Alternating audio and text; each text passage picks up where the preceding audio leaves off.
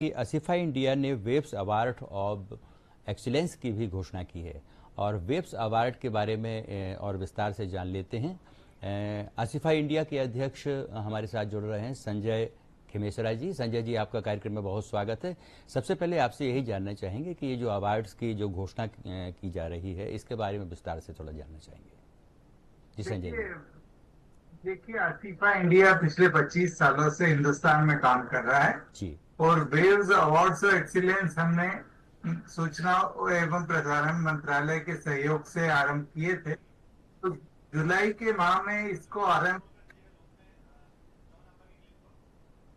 तो तब से अब तक लगातार हम लोग इंडस्ट्री में अक्रॉस इंडिया और विश्व भर में इस वेव्स अवार्ड्स के एंट्रीज के लिए हम कार्य करते रहे हैं।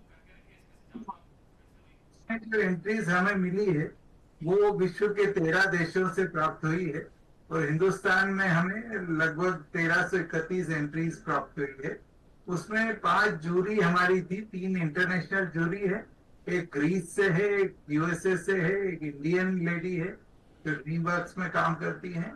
उसके अलावा 2 इंडियन जूरीज है। इन्होंने पूरा रिव्यू इस प्रतियोगिता के अंतर्गत किया। इसमें जी 10 छात्रों की और 10 प्रोफेशनल्स की श्रेणियां जी हैं जिसके माध्यम से हम सभी को अवार्ड कर रहे हैं।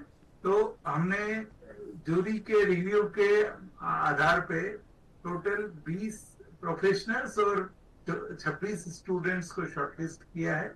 जी ये जो प्रोफेशनल्स हैं ये पूरे हिंदुस्तान के अलावा विश्व के करीब 4 और देशों से हैं जी। और स्टूडेंट सारे हिंदुस्तान के हैं।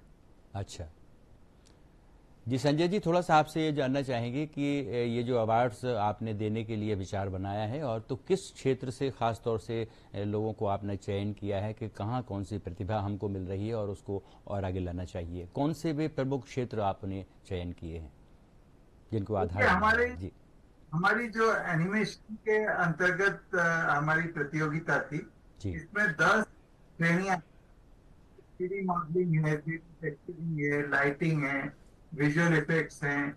इसके अलावा जो ग्राफिक की जी 2 श्रेणियां रहती हैं जैसे मैट पेंटिंग, डिजिटल पेंटिंग, फिर मोशन ग्राफिक के ऊपर एक कैटेगरी है। जी जी स्टूडेंट तो स्टॉप मोशन एनिमेशन की कैटेगरीज हैं। जी इसके प्रोफेशनल्स के लिए शॉर्ट फिल्म्स और एड फिल्म्स की कैटेगरीज हैं।